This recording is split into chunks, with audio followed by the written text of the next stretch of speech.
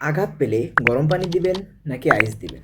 90% মানুষ এখানেই ভুল করে। আচ্ছা, আইস দিলে কি উপকার হয় এটা জানেন?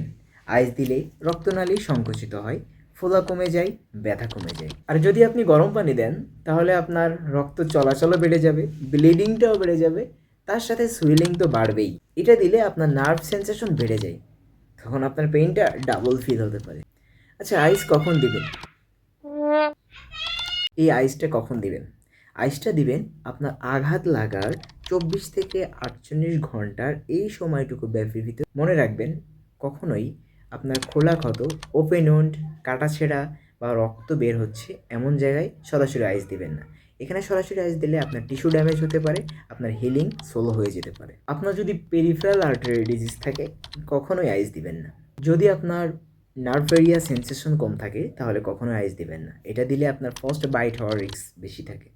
আঘাতপ্রাপ্ত ব্যক্তি যদি কোল্ড ইনটলারেন্স থাকে বা কোল্ড অ্যালার্জি থাকে, কখনোই আইস দিবেন না। এখন বলুন, গরম পানি কখন দিবেন?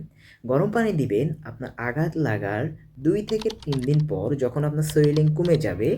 পরিমিত এবং সীমিত এবং সাবধানতার সহিত গরম পানি দিতে পারেন, কারণ এখন যদি আপনি গরম পানি দেন তাহলে আপনার মাসেল রিল্যাক্সেশন হবে, স্টিফনেস কমে যাবে। টিপস ফর নিউ লিসেনার: আইস কখনোই সরাসরি স্কিনে দিবেন না। একটু কাপড়ে মুড়িয়ে 10 থেকে 15 মিনিটের মতো অ্যাপ্লাই করুন, এর বেশি সময় কখনোই নয়।